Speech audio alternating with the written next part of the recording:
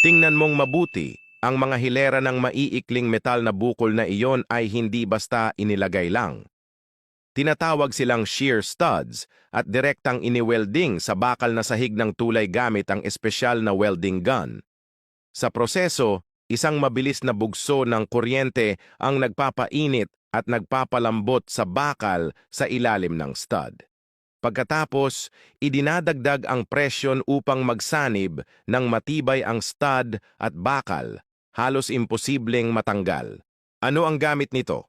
Karaniwang binubuo ang sahig ng tulay ng bakal at konkreto bilang isang pinagsamang istruktura. Kung walang shear studs, pwedeng dumulas ang bakal at konkreto sa ilalim ng bigat ng dumadaang sasakyan, nagiging hindi pantay ang bigat, nagpapahina sa tulay, at maaaring magdulot ng bitak o pinsala. Ang shear studs ay parang mga nakatagong tornilyo na nagdudugtong sa bakal at konkreto para maging iisang unit. Sa ganitong paraan, ang bakal ang sasalo ng puwersang hila, tensyon, at ang konkreto naman ang sasalo ng puwersang diin, compression. Pinapalakas, pinapatatag, at pinapahaba nito ang buhay ng tulay. Kapag nabuhusan na ng konkreto, tuluyang natatago ang mga stud. Hindi mo sila mapapansin habang dumadaan ka, pero nariyan sila ng dekada-dekada para panatilihing ligtas at matibay ang tulay. Nakakita ka na ba ng totoong halimaw na bakal?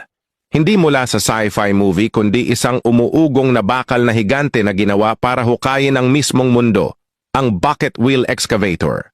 Hindi lang ito mabigat na makina. Ang laki nito ay kasing haba ng aircraft carrier at kasing taas ng skyscraper, dinisenyo para sirain ang buong gilid ng bundok. Ang panga nito ay isang dambuhalang umiikot na gulong na may dos-dosenang bakal na timba. Kada ikot, libo-libong tonelada ng lupa ang nasasaklaw habang may built-in conveyor na agad nililipat ang kargamento, mas mabilis pa sa dos-dosenang tradisyonal na excavators na pinagsama. Ang pinaka-iconic ay ang Bagger 288 ng Germany. Mahigit 720 feet ang haba at tumitimbang ng 28 million pounds. Yayanig ang lupa sa bawat galaw nito. Sa China, may sarili rin silang mga higante. Mula Inner Mongolia hanggang Xinjiang, may sariling gawa at imported na mga modelo na aktibo pa rin hanggang ngayon. Ginagamit din ang mga compact na bersyon sa mga pantalan at power plants para sa bulk material handling. Pero may limitasyon din sila. Dahil sa sobrang laki at kabagalan, epektibo lang sila sa malalawak na lugar. Habang umuunlad ang green technology, marami sa kanila ang nare-retire na o napapalitan. Pero wala pa ring katumbas ang kanilang purong lakas sa industriya, mga makinang literal na kayang gumalaw ng bundok. Ito ay hindi basta-bastang loader. Ito ang ultimate na kombinasyon, ang CAT 992K plus flip screen rotating bucket, tama? Simula pa lang, ang halos 210,000 pound na 992K ay umuugong papasok sa eksena, binubuhat ang kanyang dambuhalang berdeng drum habang dahan-dahan itong umiikot. Mga bato, lupa at debris, lahat ay nasasala agad-agad. Loading, sorting, cleaning, lahat sa isang pasada. Ang rotating screen bucket na ito ay parang industrial-sized na washing machine.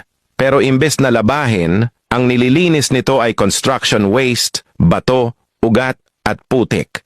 Itapon mo lang kung anong meron ka. Mabilis at malinis nitong aasikasuhin. At hindi ito mapili. Excavators, skid steers, loaders, kahit ano, pasok. Isang sandok lang, tapos na ang trabaho. Wala nang kailangan dalhin sa hiwalay na screening site, tipid sa oras, trabaho at gastos. Mas maganda pa, adjustable ang screen size. Kailangan mo ng pinong particles? Walang problema. Gusto mo ng malalaki? Pwede rin. Kahit anong trabaho pa yan, job site cleanup, mine site prep, farm rehab, o road work, kayang-kaya ng flip screen. Hindi lang ito simpleng attachment. Isa itong mobile screening plant na may gulong. Kapag ang ibang mga bansa ay natatakot sa baha, ang China ay ginagawang palabas ang baha na iyon. Sa totoo lang, ang eksenang ito ay hindi isang eksena mula sa anumang pelikula. Ngunit ang sandaling iyon, ang Shabalangdi Dam sa China ay gumagawa ng napakalaking pagsabog bawat taon upang linisin ang Yellow River nito na tinatawag na sludge flushing operation. Ang Yellow River ay itinuturing na ilog na nagdadala ng pinakamaraming lupa sa mundo at kapag ang lahat ng lupang ito ay nadeposito sa dam, ang lakas ng dam mismo ay nawawala. Kaya naman bawat taon sa Hunyo at Hulyo, ang China ay naglalabas ng higit sa 1,000,000 metro kubiko ng tubig mula sa dam na ito sa bilis na bawat segundo. Napakaraming putik at lumalabas pa rin kasama. Ang tubig na ang buong lugar ay napupuno ng usok at alikabok. Ang mga tao ay nagmumula sa malayo upang makita ito dahil ito ay hindi lamang paglilinis ng ilog, ngunit isa ring bukas na pagpapakita ng teknolohiya sa pagkontrol ng kalikasan ng China. Pero alam mo ba, standard talaga ang flood control ng China.